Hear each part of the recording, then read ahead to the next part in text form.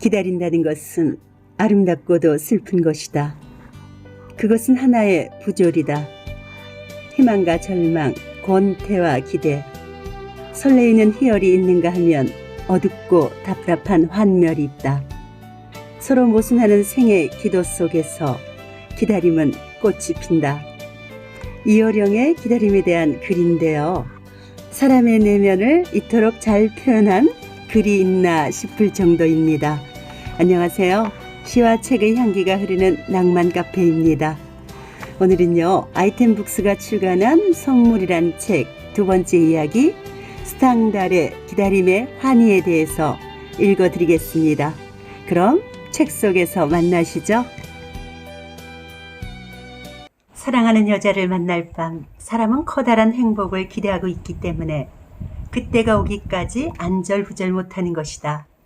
일에 손을 대보지만 곧 동댕이 쳐버린다. 끊임없이 시계를 들여다본다. 잠시 시계를 바라보지 않는 동안 10분이나마 지나면 무척 기뻐한다. 드디어 기다리는 시간이 되었다. 그런데 막상 그녀의 집 앞에서 문을 두드리려고 할 때 그녀가 집에 없으면 차라리 안도의 한숨을 쉰다. 유감스럽다고 생각하는 것은 나중에 반성한 결과이다. 요컨대 기다리는 동안의 괴로움이 심리 상태를 이상하게 만든 것이다.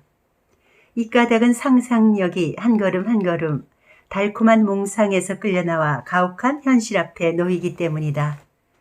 다정한 남자라면 잘 알고 있겠지만 여자를 만나자마자 시작되는 투쟁에서는 조금이라도 방심하거나 용기가 부족하면 곧 패배한다. 그 후로는 오랫동안 꿈같은 몽상을 지워버리는 것이다. 그러면 그는 나는 바보였다. 용기가 없었다. 하고 중얼거린다. 그러나 사랑하는 사람에게 용기를 가질 수 있는 것은 그 사랑이 어느 정도 식었을 때뿐이다. 순진한 남성이 주의력을 집중시키더라도 사랑하는 여자에게 처음으로 마음을 고백할 땐 슬프게도 자기가 느낀 것과는 정반대의 말을 하기 일쑤이다. 그리고 더욱 비통한 것은 감정을 과장하여 자기 눈에는 우스꽝스럽게 보이는 일이다. 자기가 조심스럽게 말하고 있지 않다는 것을 어렴풋하게나마 느끼고 있으므로 말을 꾸미거나 힘을 주거나 한다. 침묵을 지키는 것은 어색한 일이고 횡설수설하면 더욱 멀어질지도 모른다. 그래서 자기가 느끼고 있지도 않는 것을 이야기한다. 한 번 더 말해보라고 하면 그는 당황하지 않을 수 없다. 차라리 만나지 않았으면 그녀를 훨씬 더 정답게 느낄 수 있지 않을까 하는 생각도 든다. 나는 비겁한 심정을 잘 알고 있다.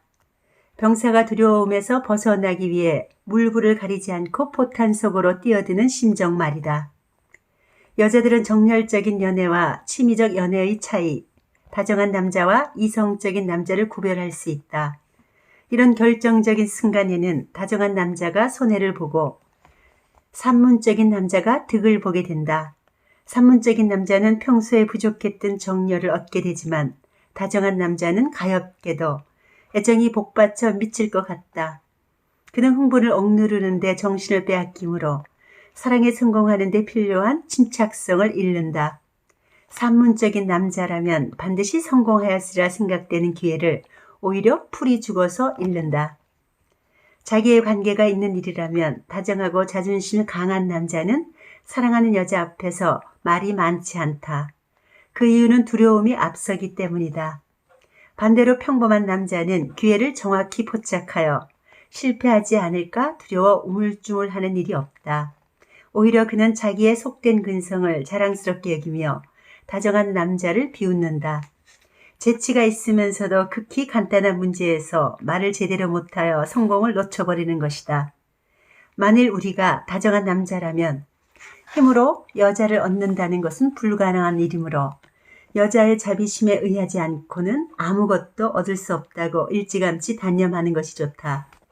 상대방이 참으로 민감한 애정을 느낄 수 있는 여자라면 우리는 구태여 고생하면서 사랑을 고백한 것을 후회하게 될 것이다. 자연스럽게 살면 결코 이런 괴로운 일은 저지르지 않을 것이다. 10분 전에 자기가 느낀 것을 이야기하려고 하거나 그것을 재미있게 묘사하려고 애쓰지 말고 다만 솔직하게 그때 느낀 것을 표현하면 된다. 그러나 그는 결코 그렇게 하지 못하고 지나치게 하기 때문에 오히려 이야기는 실감이 나지 않는다. 또 기억도 혼란되어 있으므로 당시에는 제대로 말한 것 같지만 사실은 가장 수치스럽고 어리석은 말을 한 것이다. 이렇게 1시간이나 진땀을 뺀 끝에 간신히 이 상상력이 지닌 마법의 나라에서 빠져나와 이제부터 사랑하는 여자 앞에 있다는 것을 즐기려는 단계가 되면 대개 헤어져서 집으로 돌아와야 할 시간이다. 이 이야기가 과장되어 있다고 할지도 모른다. 그러나 나는 더욱 심한 예를 보았다. 내 친구가 어떤 여자를 숭배하고 있었다. 그런데 어떻게 된 영문인지 잘 모르겠으나 아무튼 그가 어떤 실수를 했다고 해서 여자가 그에게 한 달에 2번 이상은 자기를 찾아와서는 안 된다고 말했다. 그러자 그는 약속한 방문 때가 되면 미쳐서 발작이라도 일으킬 지경이었다. 방문의 시초부터 들어갈 것이 걱정되어 즐거움은 조금도 맛볼 수가 없었다. 그는 자기가 무슨 말을 하는지도 모르고 떠들어댔다. 그리하여 때로 자기 생각과 전혀 반대되는 말을 한다. 그녀의 집에 들어갈 때에는 어리석은 말을 하지 않도록 입을 다물고 나중에 그녀의 얼굴을 상기할 수 있도록 바라보기만 하자고 굳게 결심한다. 그러나 일단 그녀 앞에 나서면 갑자기 눈앞이 아물거려 미친 듯 이상한 짓을 저지를 것 같다. 한쪽은 행동에 옮기려 하고 한쪽은 그 행동을 비난한다. 어리석은 짓을 하지 않으려고 주의력을 억지로 집중시키기 때문에 오늘 헤어지면 2주일 동안 그녀를 만나지 못하는 불행도 잊어버리는 것 같다. 만일 시시한 이야기를 하는 사나이가 옆에 있기라도 하면 가여운 A는 그 귀중한 시간을 그냥 허비하는 것이 재미있는 듯 그 시시한 이야기에 귀를 기울이는 알고도 모를 심정이 된다. 그리하여 그처럼 애타게 기다리던 시간은 화살처럼 지나가 버린다. 그는 이윽고 그녀의 앞을 물러나온다. 그리하여 태연스럽게 작별 인사를 하면서 이제 2주일 동안 만나지 못한다는 안타까움을 느낀다. 숫째 다시는 만나지 않는 쪽이 좋을 것이다. 사랑을 의지로 억제할 수 없다는 것은 이것으로도 알 수 있다. 내 친구는 애인에게나 자기 자신에게도 화가 나서 차라리 무관심하게 되기를 바랬다. Stanno cerchiamo